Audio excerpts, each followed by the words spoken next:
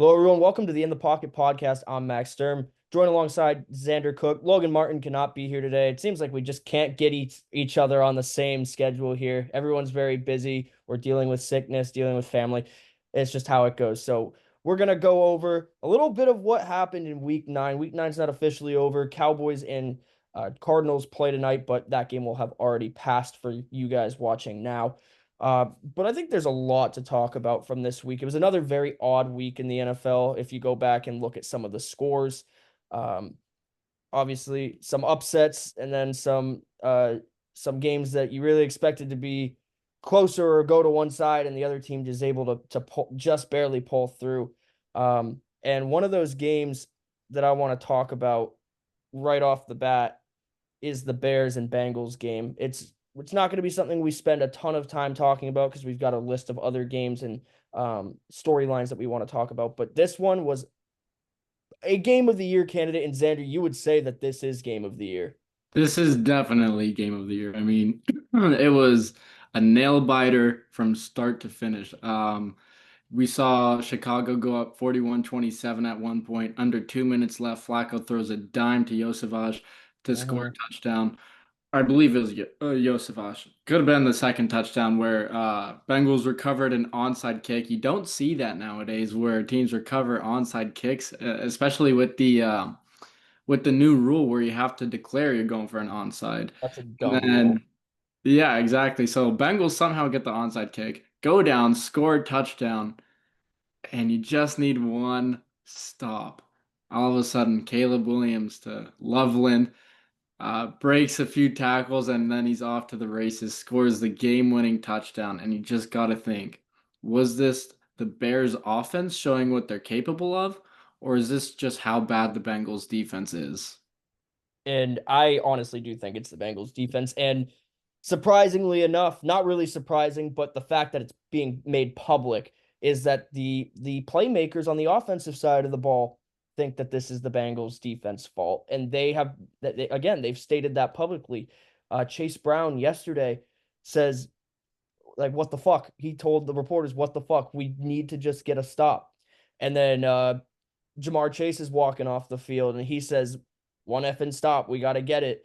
They know what the problems are on this defense, but Chase Brown, not so much. But Jamar Chase, I will just say, if you and Joe Burrow could have just been okay with taking a little bit less money, or the organization as a whole saying, T. Higgins, we love you, but we've got to move on from you. We need the cap space to improve our defense. You would not have this problem. The fact of the matter is, yes, Joe Burrow is out, but Joe Flacco comes in here, 41 years old, and throws for almost 500 yards. 500 yards. And yes, he threw two interceptions in this game, but he ultimately got you back into this game, had the lead with, what was it, 15 or 16 seconds It- left in the game? No, they took the lead with like 40-ish seconds, Was which it 40? still, by the way, more than enough time to stop the Chicago Bears. Absolutely. All you and where did that drive start? The next drive start for Chicago. I believe it was right around the 30 or 35. So all you have to do is keep everything under you. You've got to keep them from being able to score a field goal. So I understand playing a little bit of prevent to keep them from getting to field goal range, but they were playing so far back and they left the middle of the field wide open, and that's where they're going to kill you with the tight ends. And they throw to Colston Loveland, who goes all the way to the end zone, literally worst case scenario, because Flacco got down to a spot on the following drive where if he needed to kick a game or needed his team to kick a game-winning field goal, it probably could have happened. But Hmm. they gave up a whole touchdown on that play. And so I think this speaks volumes about the Bengals defense. And I would not be surprised to see them looking to make some trades for, you can't go out and get anybody who's worth money right now. You really can't. But do they trade some of their better players to open up space? Logan Wilson is very unhappy there right now. Trey Henderson, yes, you just signed him to a deal, but honestly, he's out after this year. Maybe try and get some compensation for him now while you can before he turns into a free agent. I know that gets rid of your defensive pieces, but it opens up space to go out and get help at places you might need it more. Um, just a wild game. And honestly, the reason I'm talking about it, not only was it a fantastic game, but I just think that the fallout of this for the Cincinnati Bengals cuts a lot deeper than the scoreboard would tell you. It really is because now you're thinking of potential franchise pieces wanting out of Cincinnati. Jamar Chase, that's a guy we can see in trade talks. Obviously, it's a little far-fetched, but it's clear as day he's growing more and more frustrated every single Sunday. You have Chase Brown who hates the defense. You have multiple defensive players that refuse to speak to the media after the game. Hmm. Yeah, And then Logan Wilson already requested a trade. Trey Hendrickson requested a trade. Dude.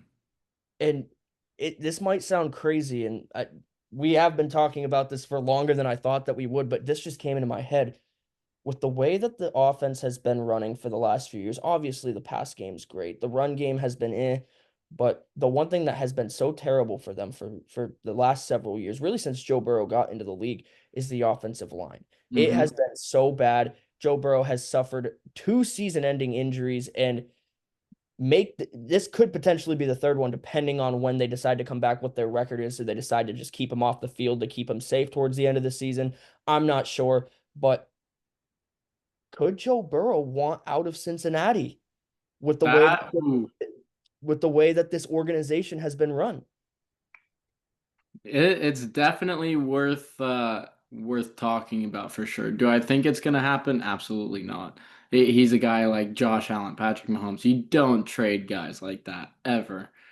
But I could see Joe Burrow growing more and more frustrated, and he's ultimately, if things continue down this path, he's gonna either A, leave in free agency, or B, request a trade. And if he requests a trade, that's on Cincinnati to get those defensive players, get that offensive line for him. Make sure to like settle him down and be like, look, you could rescind your trade request. We have the talent now.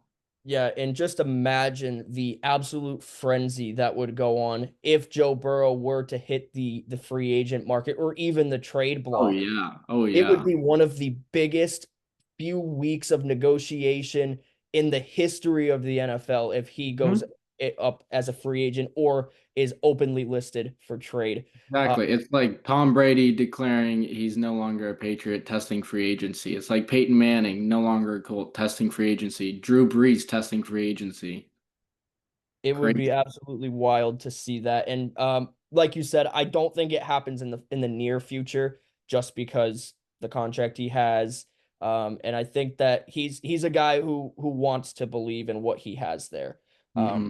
But And I he's think already made a Super Bowl under them. You know, he's been to right. multiple championship games. He knows this team can be a contender.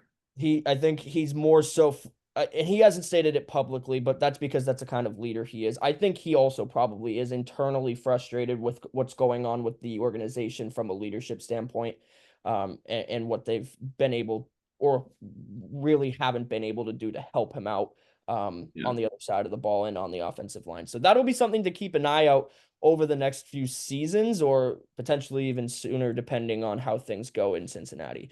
Hmm. Another thing we should talk about, and this was a really good idea that you brought up for a segment today. Back from the brink, Ravens revived their season 3-5, and they're in second place in the North. Very quietly, have returned up to second place. Lamar Jackson returns. They come out and they get a win. And what was the score of that one? 28 to 20. 6. They absolutely thrashed the Dolphins, and I don't think anybody expected anything different. Hmm. Um, I think their one worry for them is their defense. It's still not great. They get rid of or they trade off Jair Alexander, which honestly I think is a great trade for them. Oh They get yeah, he hasn't played for them since like week 4. yeah, and when he did play, he was not the Alexander that we know. So he gets Exactly. shipped off to the Eagles, and we'll talk a little bit about trade block in a little bit because that's obviously coming up tomorrow, the trade deadline. But the Ravens, when you have Lamar Jackson at quarterback, you can never count out the team.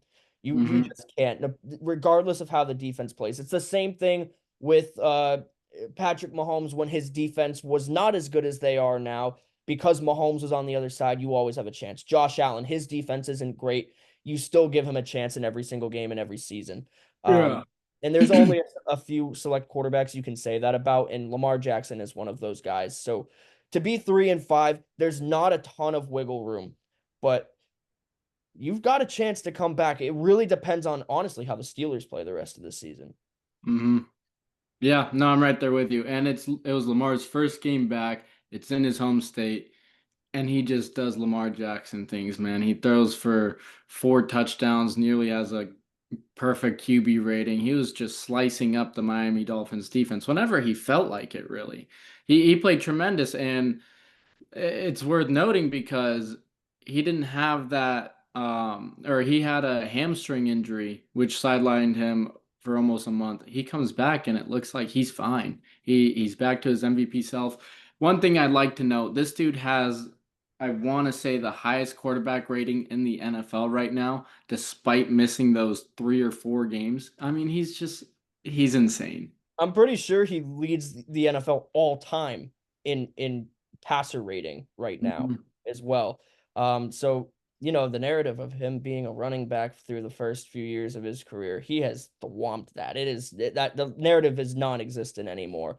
Um, the narrative that obviously has replaced that is he can't win in the playoffs when it matters. And And I feel bad too because even as a Steelers fan, I hate the Ravens. But one thing I can give credit is that Lamar Jackson is that dude. And I pains me to say this. I want to see him win a ring.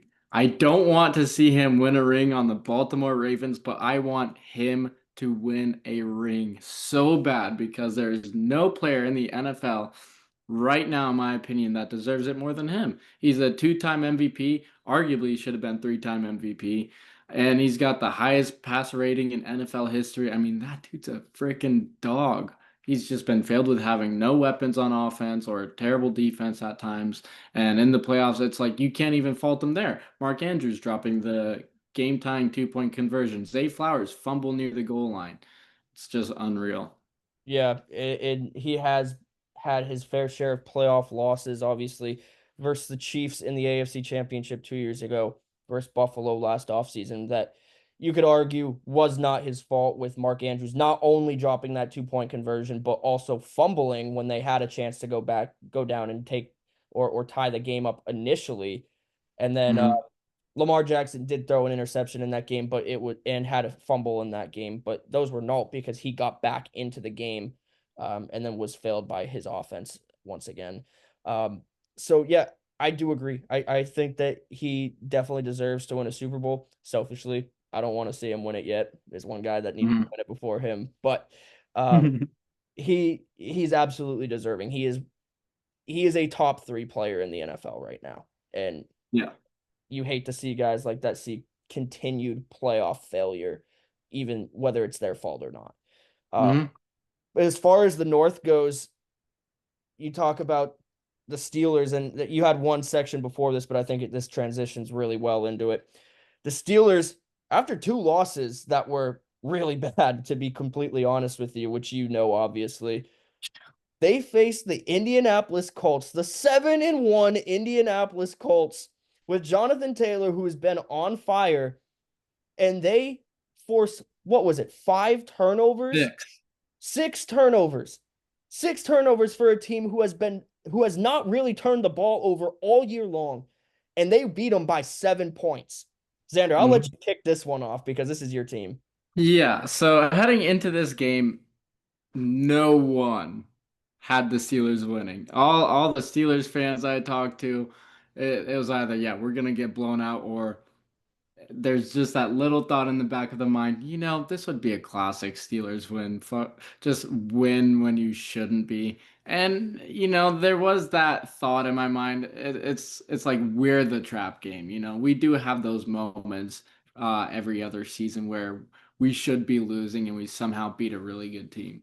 I didn't see it this Sunday. The Colts are the best offense since 2000. They're averaging 3.57 points per drive, the higher than the '07 Patriots. They only had 3 turnovers all season, and they doubled that amount in one game. That's insane. That is insane. The Steelers defense went from giving up 33 points, over 150 rushing yards to the worst rushing attack in the Cincinnati Bengals, gave up, I believe, over 400 passing yards or close to it to Joe Flacco, who's 41 years old. And then Mm. the following week, you give up 35 points to the Green Bay Packers. And we'll talk a little bit about the Packers in another segment, but that just goes to show how bad our defense is right now. And then all of a sudden, you head into Pittsburgh, or you're at home, you're playing the Colts, you only give up 20 points. And for those box score merchants, yeah, it's only a 7 point win, but the Pittsburgh Steelers dominated that entire game. They were up 27-10 in garbage time and then gave up 10 points, whatever. They dominated the Indianapolis Colts that entire game. TJ Watt, sack, forced fumble, fumble recovery. Highsmith with a forced fumble. You get Peyton Wilson, who intercepted a pass, terrible throw by Daniel Jones. And then Peyton Wilson ends up tipping a pass right into Jack Sawyer's hands. And then Joey Porter Jr. with another interception. I mean, that Steeler defense forced those turnovers, and they did that on Sunday. And what stood out to me is Jonathan Taylor had almost 900 rushing yards. He had 12 rushing touchdowns, 14 total touchdowns entering this game. He didn't even get to 60 scrimmage yards. He was held to under 50 on the ground, didn't even reach the end zone. What the hell happened? That was Yes. the Steelers. That was clearly the Steelers' game plan. Stop the run. Stop the run. Focus on Taylor. Their schemes were to stop the run, and they did that flawlessly. And they forced Daniel Jones to make those plays. And what we saw is when Daniel Jones doesn't have a rushing attack, I hate to say it, but he's New York Giants Daniel Jones. Yeah, so just real quick before I get into a couple stats from this game, do you think that that speaks more about the Indianapolis Colts or more about the Pittsburgh Steelers in this case? This is tough. The Steelers are a very, very bipolar franchise. I think most NFL fans can agree with that. So I don't think it speaks more about the Steelers because we know they're the highest paid defense in the league. They're bound to have some of these games happen. I mean, they demolished Minnesota, they demolished Cleveland. Did not expect them to demolish Indianapolis, but hey, they had one of their A games. So if you're paid that much money, you're bound to have one of these games. I think it speaks more to the Colts. You're 7-1 entering this game. You really haven't played a good opponent other than the LA Rams before facing the Steelers, and now you lose to the Steelers, have those 6 turnovers. The schedule only gets harder from here. They can very easily finish as an 11-6 team after starting 7-1. Yeah, they are an interesting team to look at going forward as they hit a tougher part of their schedule. But let's focus in a little bit on the stats from this game. The Colts outgained the Steelers in every category offensively. Total yards, passing yards, rushing yards, yards per play. They outgained in total yards by over 130. That's something to be said like about just how bad the offense really did play in terms of efficiency. You have the advantage. You're getting the ball down the field, but I think it speaks more about the Steelers defense and what they were able to do. Like you said, the Colts only came in with what, 3 turnovers on the year. Mm-hmm. They had 6 in this game, so they tripled their total in this game. Doubled their total. No, tripled because if they had 3, then they had 6 in this one, so it gets them to 9. I see what you're saying. I thought Yeah, you meant in they one. had twice the turnovers that they had in this game than they had all season. I see what you're Yeah, saying. yeah, yeah, yeah. Uh, but in total for the year, they've tripled it, which will show on the stat sheet for sure. But and even in efficiency on fourth down, the Colts had went 5 for 5 on fourth down Yeah. and still weren't able to get back into this game. Yes, obviously, like you said, the box score shows 20-27, but the game was not close. The Steelers dominated on all fronts. Rodgers didn't have a crazy game, but he still threw for 200 yards and a touchdown. And Jaylen Warren obviously didn't have a ton of yards on the ground either, only 31, but he still scored 2 touchdowns. And it was more so about spreading the ball where you could, where what they were giving you. And Calvin Austin has a good game. Darnell Washington gets some yards up in there. Fryermuth gets back into the end zone. Just being able to get it to all your guys. You've got 6 guys on this team who had double-digit receiving stats. You were throwing the ball a lot to these guys, and spreading the ball. And then obviously your defense comes out and plays the best game that they have all year. Very So impressive win for them. yeah, it's so similar to their game against New England where they forced 5 turnovers and again only won 21-14 with a game-winning touchdown with just over a couple minutes. Steelers got dominated against New England, in my opinion. New England should have won by a lot of points. They should have won by 28, 35 points.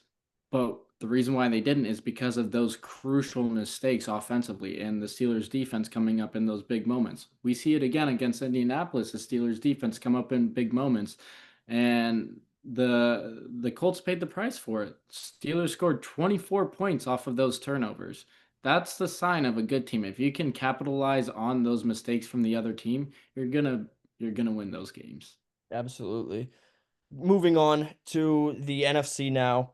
We'll talk a little bit about the Minnesota Vikings, who have just gotten back up to 500 and did so in thrilling fashion, beating the 5-2 at the time Detroit Lions, who have seemingly been the best or most complete offense in football now, outside of maybe the Indianapolis Colts. But most points scored would go to them until this past week. Man, what a game this was. And JJ McCarthy has his first non-primetime game, and he throws an interception, but ultimately he did what he had to do to get the win. 143 yards, 2 touchdowns. And what really impressed me about him was not necessarily the throw or the scoring or driving down the field, but the throws he was able to make. That throw to Justin Jefferson in the end zone, beautiful. The one to Oh, Jordan Addison, was he the other one who scored? No, it was a Hawkinson. The one to Hawkinson, great too. The placement has been there, and for a guy who's returning after not having played what, 5 weeks, mhm. 6 weeks, he comes in and he has a very stellar game for a guy who's essentially a rookie playing in his third game ever against one of the better teams in the NFL. The Detroit Lions, they didn't necessarily play a bad game either. The ball just didn't really roll their way at the end there. And Jared Goff throws for almost 300 yards, 2 touchdowns. The offense looked like it kind of has been, but the Vikings defense that we have been talking about being so good, or was supposed to be so good anyway, they showed it in this game. Whenever you can hold the Detroit Lions to under 30 points, you've done a good job. Yeah. Exactly. And like you mentioned, I mean, JJ McCarthy wasn't the best game, but he did just enough to get the Vikings that win. Couple touchdowns through the air. I believe he had one on the run. He just looked solid in his first start back in 4 or 5 weeks. And my takeaway from this, I just can't help but go back to Logan's statement last episode saying the Vikings, like not re-signing Darnold or not re-signing Daniel Jones set them back 3 to 5 years. I'm a JJ McCarthy supporter. What he showed in that Detroit game, that's the reason why I said I don't see the Vikings being set back 3 to 5 years. KOC is a quarterback whisperer. He knows how to control his quarterbacks, how to coach his quarterbacks, how to make them possess that confidence, that leadership. And JJ McCarthy has the tools to possess all of that. He won a championship at Michigan for crying out loud. He has that winning mentality, and he brings that to the Minnesota Vikings. He just needs a little bit of touch up here and there, and he's going to be a solid quarterback. Yeah, and no offense, Logan, if you're looking back and watching this, but that was a egregious take from you to say that for a guy who's played 2 games at that time in his career. You look at Daniel Jones, who obviously didn't play great this week, but other than that game has looked fantastic this year, and he never played a snap in Minnesota. But you're right, Kevin O'Connell working with these quarterbacks and making them feel confident in themselves, working their mechanics, helping them see their progressions better, and whatever else is going on over there in Minnesota in that locker room, or that in that quarterback room, it's working. So to say that JJ McCarthy starting and not having Darnold or Daniel Jones for the next or on the team this year sets this team back, especially with the weapons that surround JJ McCarthy right now and the defense that hasn't been stellar, but over the next few years you build on. It's a ridiculous take. The Minnesota Vikings could be as soon as next year, maybe 2 seasons from now, are going to be back into the hunt to be NFC North champions. They will absolutely be contenders. They might even make the playoffs depending on how their season goes with McCarthy this year. The only thing that scares me about McCarthy is his injury status. Obviously, he's back right now, but last year he misses the whole season. He plays 2 games this year and goes down for 6 weeks. So that would be my only concern right now. But to say that this move to get rid of 2 guys who have now having success elsewhere is going to set back this Minnesota team 3 to 5 years, it's a crazy take to me. I agree. Going forward now, talking. Oh, I just totally lost it. There we go. The Carolina Panthers, man. Carolina Panthers, after losing 40 to 9 last week to Buffalo, come into Green Bay, which is supposed to be one of the harshest environments in the NFL, and play a very gritty game down to the wire versus the Green Bay Packers, and they come away with a win. Bryce Young did not look great, but again, he did what he had to do, and that was hand the ball off to Rico Dowdle, who had 130 yards again, 2 touchdowns. My goodness, the fact that Logan was saying that Chuba Hubbard needs to be the starter for this team is Right? beyond crazy. Logan, that's 2 takes that I just don't understand from you. Rico Dowdle, every time he has been the premier back, has put up at least 130 yards, and he's just looked fantastic. Hubbard is a great backup, but the guy had only 5 carries. And the head coach there said publicly that Hubbard had his chance, but they're rolling with Rico. And that was the best decision they could have made as far as the running game goes. Bryce Young completes just over 50% of his passes, 100 yards, throws an interception. But, he did what he had to do. And I want to give the props to the Carolina Panthers for this win. But this is so much about the Green Bay Packers. This team does not have an ounce of an identity. They don't. They have no idea who they are right now. 1 week, like you said, they go out and they score 35 and just take down the Steelers, make them look like a real shitty team, a team that was first it still is first in the AFC North right now and has had some good wins, a team that just beat the best team in the NFL this week. They made them look stupid. And then you come in and put up 13 points against the Carolina Panthers. Your run game for the first half of this game was non-existent. Josh Jacobs could not get anything going. Jordan Love had to throw the ball 37 times in this game. That's why his pass stats are up, 273 yards, but he still threw a pick. Romeo Doubs had basically a 100-yard game, so they were slinging it a little bit. But Jordan Love doesn't have an identity. The Packers don't have an identity, and that defense is so on and off. Obviously, holding this team to 16 points is not terrible, but it is the Carolina Panthers. So Yeah. I want to hear what you have to say about this. Yeah, I think Rico Dowdle is officially RB1 in Carolina. Chuba Hubbard can officially kiss that position goodbye. Dave Canales gave the reins to Rico Dowdle in this matchup, and Rico proved that he's that guy with 130 rushing yards, and he had over a couple hundred rushing yards a couple weeks ago. Had another game where he almost had a couple hundred rushing yards. He's him, dude. He's him. As long as they get Rico Dowdle involved on that offense, good things are gonna happen. Another thing is that the Panthers played a lot of bend, don't break for their defense. The Packers were held to just a touchdown in this matchup, and it came from, I want to say, Josh Jacobs. There's 5 trips inside the 25-yard line, and they shockingly didn't force a punt. And they also recorded 2 turnovers and a stop on down. So Carolina's defense looked legit against Green Bay. And it's just credit to the coaching in general. They perfected the game plan, run against Green Bay with Rico Dowdle, let Rico Dowdle loose. And that's an elite Green Bay run defense too. So the fact that he put up 130 rushing yards, insane. Yeah, absolutely. And I think that just looking at some of the stats here, again, the Packers, with the exception of the rushing stats, obviously outgained the Carolina Panthers in every metric, but the turnover battle is so crucial in games like this. And like you said, to stop this offense that looked so great last week and in other games has looked really great as well. 5 times or 4 times in the red zone and force them to kick a field goal. That's not a recipe for success for Green Bay. No, They when they have to fight from behind and you're kicking field goals, really for any team, if you're kicking field goals the whole game, it's the NFL. You're not going to be at a team doing that unless your defense is forcing the same exact thing. So to not even force a punt in this game and get the win just shows how gritty this team is, and what they're able to do.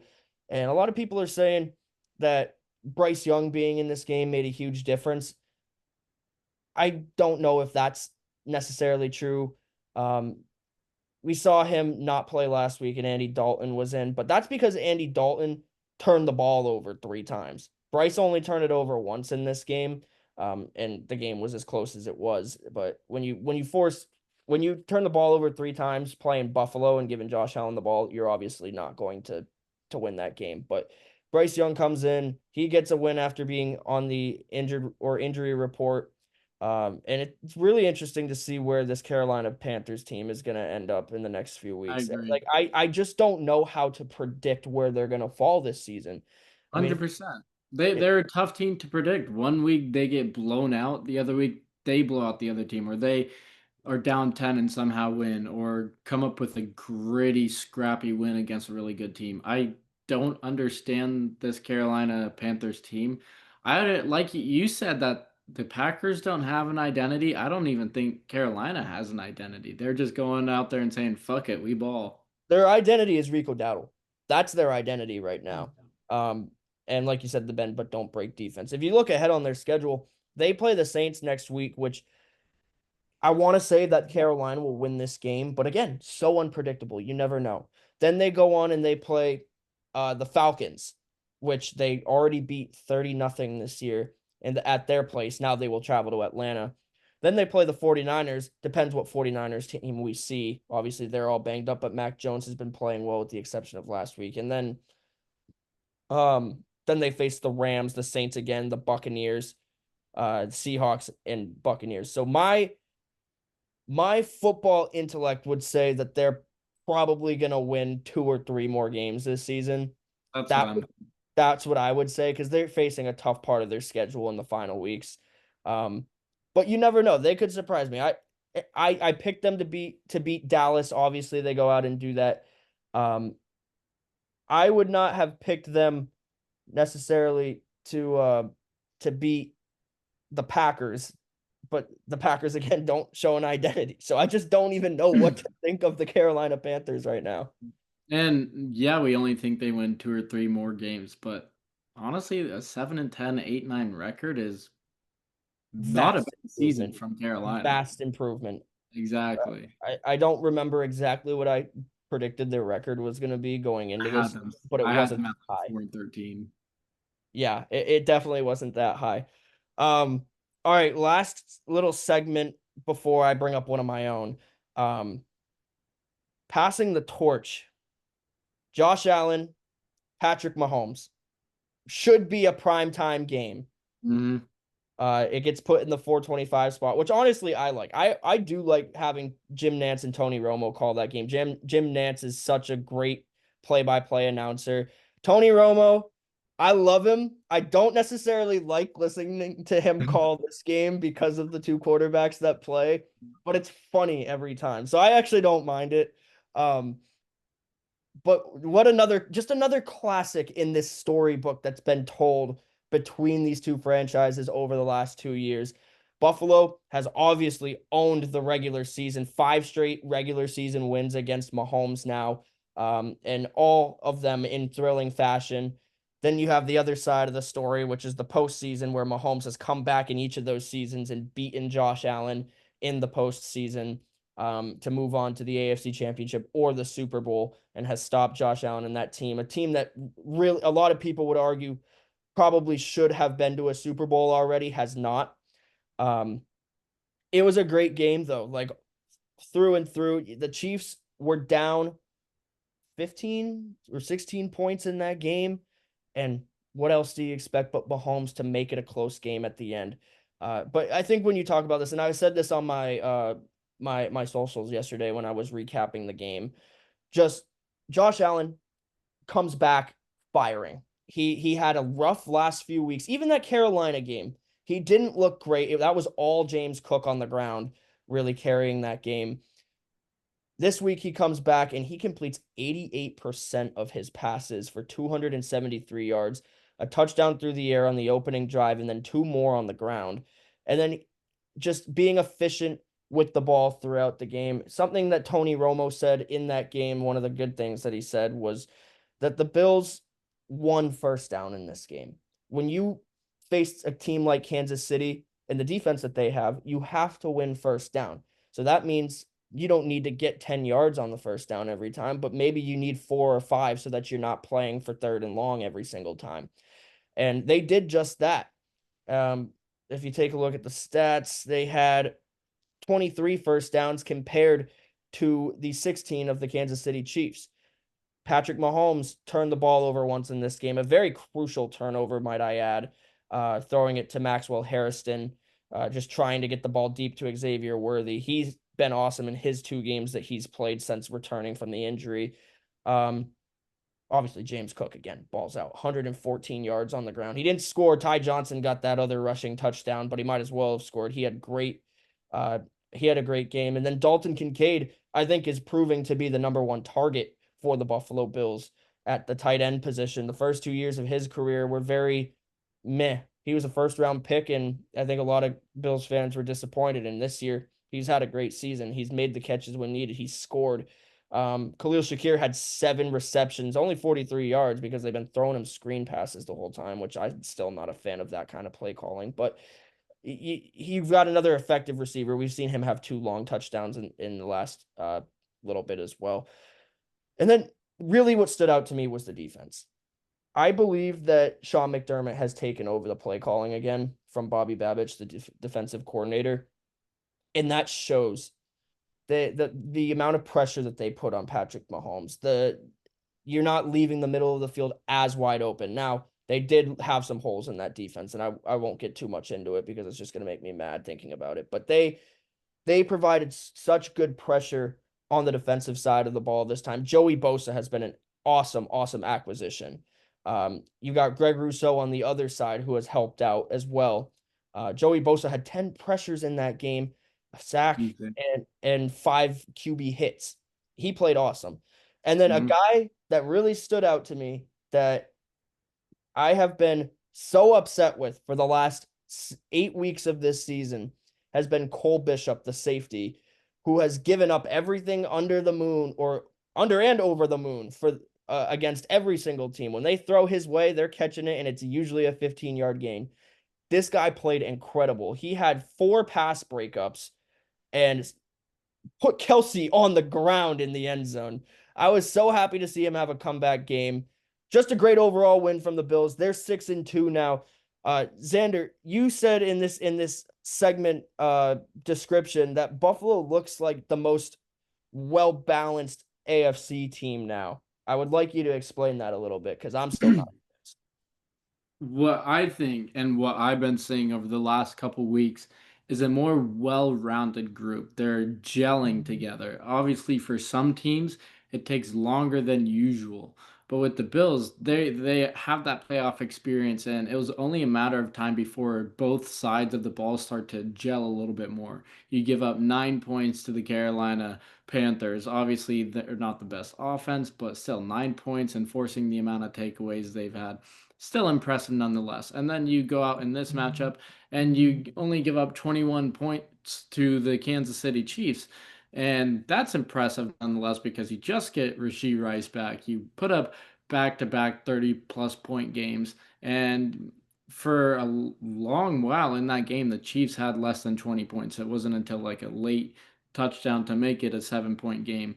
Um, so I'm just seeing both sides of the ball start to really develop as a core unit. The offense is doing its thing. They're scoring almost 30 points per game. And now the defense, Joey Bosa getting more involved, having those 10 pressures, 5 QB hits, a sack. It just looks like that front group is starting to develop a little bit more. And like you mentioned with Cole Bishop, he had himself a breakout game after a few awful weeks throughout the season. And he played his best game against arguably the best team in the NFL, considering they're coming off of 3 straight Super Bowl appearances. Yeah. I don't know, man. I think, in my opinion, after the Colts loss and the Bills' statement win, Bills have the most well-rounded group in the AFC. I think they're looking like legit Super Bowl threats now. And it's interesting because every single year since 2019, the Bills have had a 2-game losing streak. Then they go into the bye week and something happens in that bye week where they just figure things out. And I think defensively, that was, hey, Bobby Babich, you're not calling the plays anymore. We're hurt on defense, but I'm going to dial up what I think is the best packages and formations that I can have for this team based on their strengths. And I think that showed certainly so far in these last 2 weeks, especially against Patrick Mahomes. Like to do that and have that kind of success defensively against him And is the very most mind-blowing promising. stat you see is Mahomes' completion percentage, 44%. That is unreal, dude. Yeah. And he was throwing the ball out there too. Like they didn't have a run game. They did not have a Mm-mm. run game because Isaiah Pacheco was out in this game. So Edwards-Helaire, who hasn't played a game in how long, comes back up and I didn't even know he was still on the team, to be completely honest with you. Yeah, because he was Um with Houston for a little bit.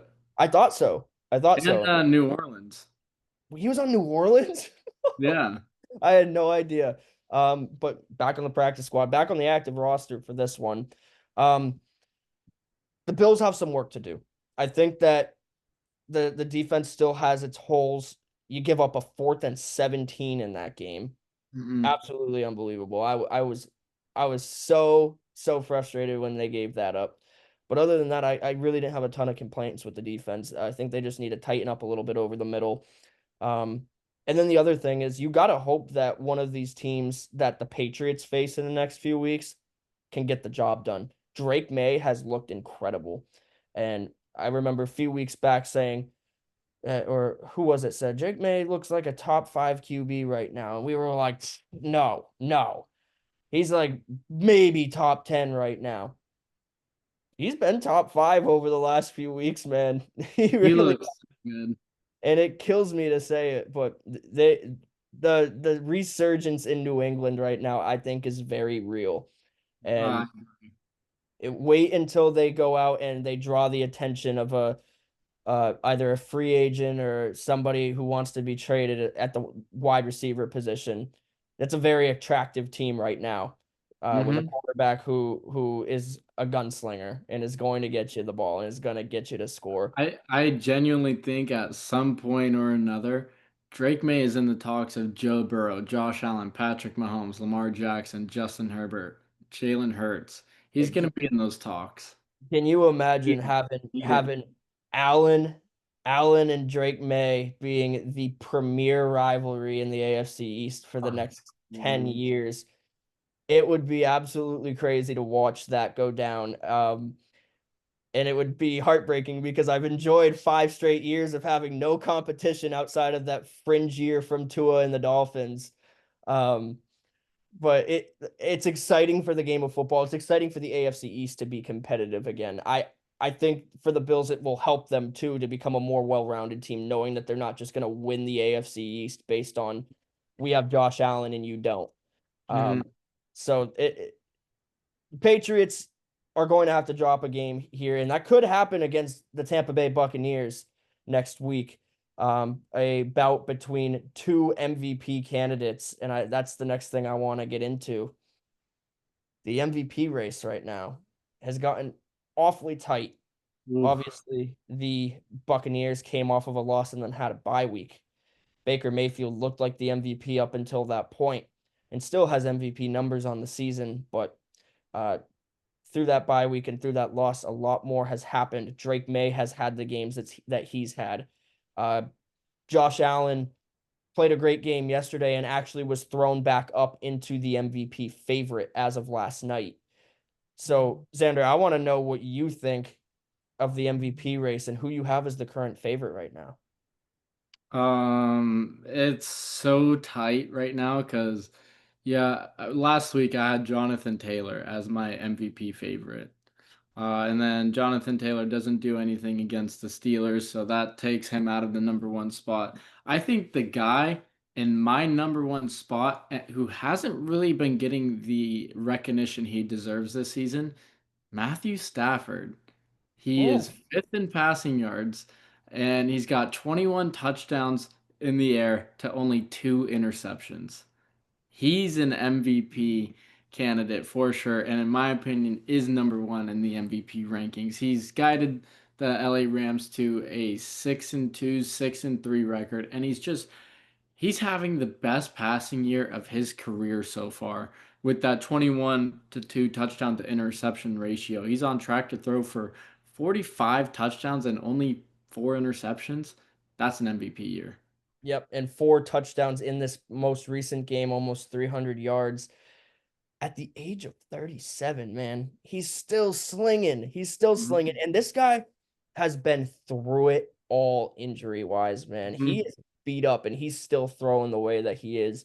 He reminds me of Drew Brees in like the 3 years before his last season where Drew Brees was still slinging the ball after all the injuries he's been through, and then his last season he literally could not throw the ball anymore because of how bad his shoulder is. And I think, unfortunately, uh, Matthew Stafford is on track for that, just with how much he does throw the ball still and how much he's gone through with shoulder and back injuries.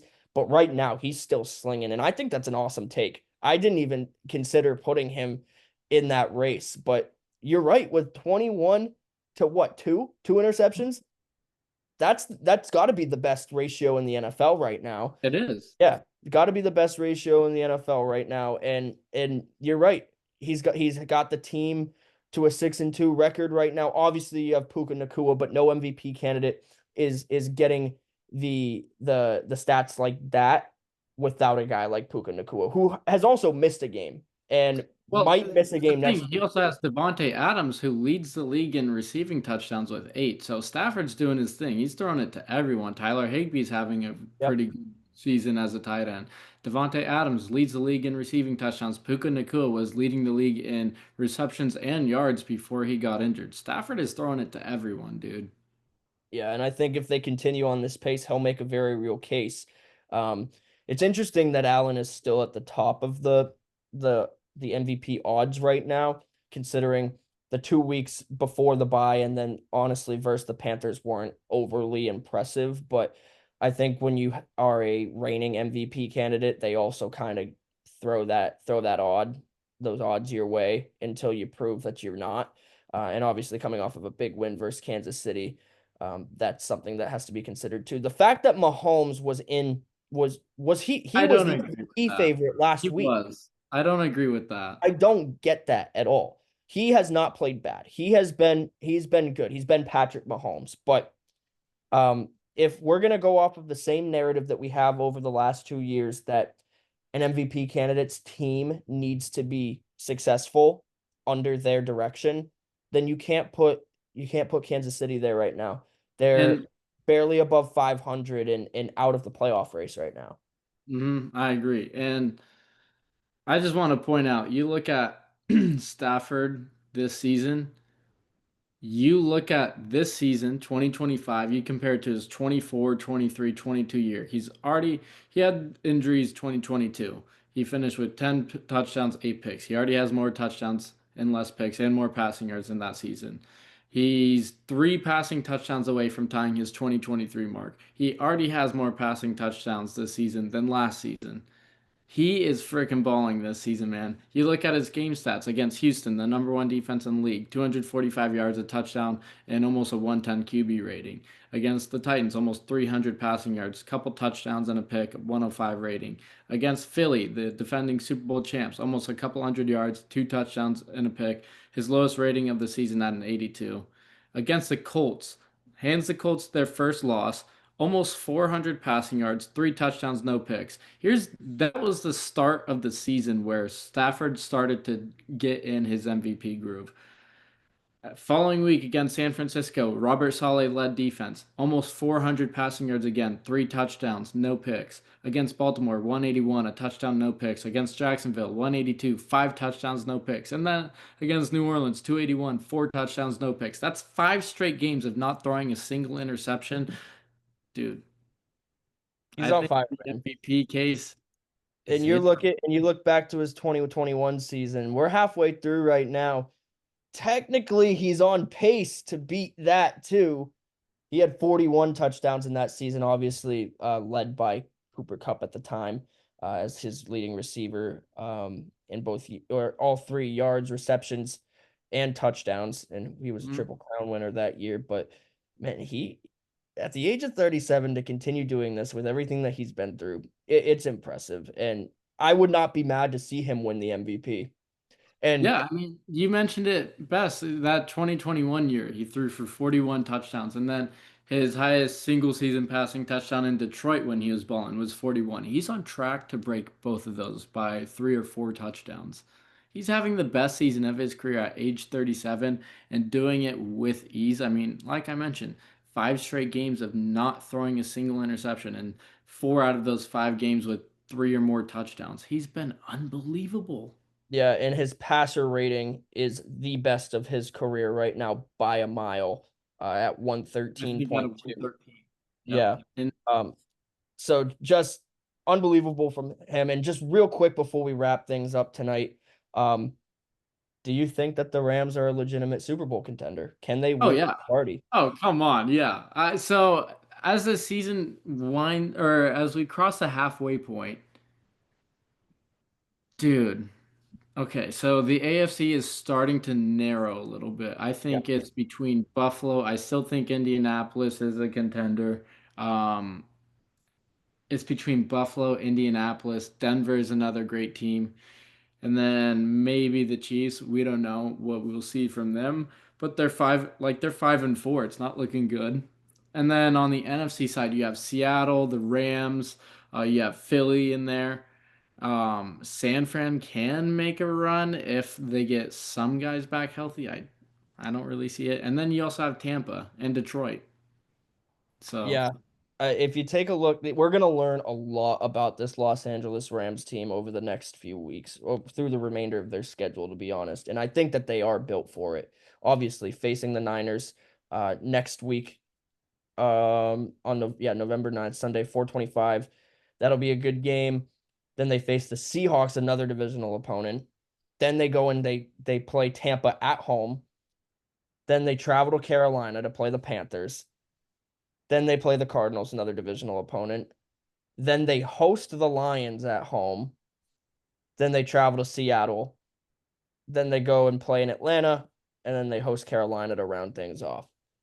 dude, it's a I, brutal stretch. it's a brutal stretch, but let's go through it real quick one by one. Next week, there's first versus the 49ers in Santa Clara. I think it's a win. So I think they lost to San Fran earlier this season, didn't they? I They think they did, did. yes, by 3 points in Yeah. overtime. That's tough. I don't know. I think that's an up in the air game. It's a divisional Oh, game. absolutely. All these divisional games are up in the air. But I think that they split the season and get a dub. Mm-hmm. Dude, this is I can't really predict because it's tough to predict. I want to say split San Fran, probably split Seattle. Um, I think they sweep Arizona. Yeah. Um, and then I could see Tampa going in for a win, but I could see the Rams beating them. I could see the Rams beating Detroit. I could also see Detroit beating the Rams. Dude, it is so hard to predict because Seattle on the road has been crazy this year. And so that first game after the Niners, let's say that they do lose to the Niners, they come back home and then they face Seattle, who has been so good on the road this year. 11 straight road wins. Yeah, 11 straight road wins. Right now they sit at 6-2. Realistically, you could be 8-2 or you could be 6-4 after the next 2 weeks here. And that changes so much for this team. And then if you want to just bring it forward one more week, you could either be 9-2 or you could be 6-5. 6-5. Dude. What a rough stretch. And then you give a few gimmies with Carolina and That's the thing. I can't even say Carolina's right, a gimme. I can't even Cardinals say should they're be a in gimme this game, though. anymore. And then after that, you face the Lions. That's why I asked you that question. Could they win the Super Bowl? Because it's going to be a rough road to the playoffs. I think they're absolutely capable of it, but it's going to be a tough stretch. You know, one thing I will say, you can't doubt Matthew Stafford, and most importantly, you cannot doubt Sean McVay. Sean Yeah. McVay is a top 5 head coach in the league. He's gonna get it done. He's gonna get the Rams into the playoffs. Question is, will they somehow peak in the playoffs and just roll their way to a Super Bowl, or barely win some games en route to a Super Bowl? I don't know. I really don't know. The NFC is so open this year where I don't know which team is going to the Super Bowl. And that's fun to think about. I think we're going to learn so much about not just the LA Rams, but the NFL as a whole. I'm Yeah. excited for it. You're excited for it. Logan, wherever he is excited for it. And this podcast as a whole is excited to cover it for you guys over the next 8 weeks, 9 weeks of the NFL as we get closer to the end of the season. Guys, my coworker said it best the other day. Do not take a snap of football for granted. We are more than halfway through the season now and it just feels unreal. It feels like week 1 was 2 weeks ago, and here Mhm. we are entering week 10, and things are starting to take shape in the NFL. So, as always, I'm Max Sturm. That's Xander Cook. We'll be back on Thursday for our picks and predictions for week 10. And if you like watching football content, want to keep up with the NFL, want to disagree with our takes, absolutely take part. We love it. Subscribe, comment, like the video.